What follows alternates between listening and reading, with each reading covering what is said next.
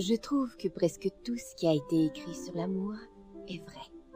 Shakespeare a dit « Tout voyage s'arrête au rendez-vous d'amour ». Oh, quelle merveilleuse pensée. Je n'ai moi-même jamais rien vécu de semblable, mais je n'ai pas de mal à croire que c'est déjà arrivé à Shakespeare. J'ai l'impression que je pense un peu trop à l'amour. Sa capacité de transformer et de définir nos vies ne cessera jamais de m'impressionner. Shakespeare a aussi dit que l'amour est aveugle. Et je suis persuadée que rien n'est plus vrai.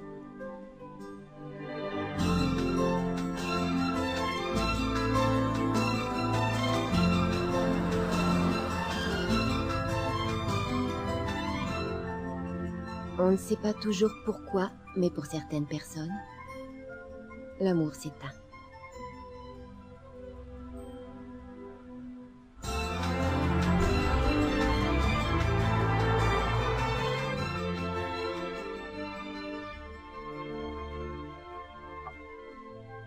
Et pour d'autres, l'amour a tout simplement disparu.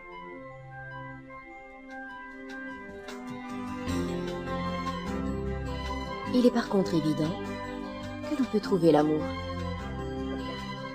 même si ce n'est que pour une nuit.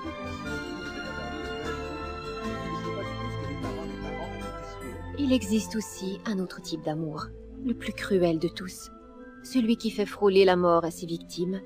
Ça s'appelle l'amour non partagé. Et je suis experte en la matière. Dans la plupart des histoires d'amour, deux personnes tombent amoureuses l'une de l'autre. Mais nous, dans tout ça, qui raconte nos histoires? Celles où on tombe amoureux en solitaire. Nous sommes les victimes des relations à sens unique. Nous sommes les amoureux maudits. Nous sommes les sans-amour, les grands éclopés, les handicapés qui n'ont pas droit à une place de stationnement réservée. Oui, et une de ces personnes est là, sous vos yeux. J'ai aimé cet homme de mon plein gré pendant 3 longues et horribles années. Ce furent les pires années de ma vie. Les pires Noëls, les pires anniversaires. La veille du jour de l'an amenait son lot de larmes et de Valium.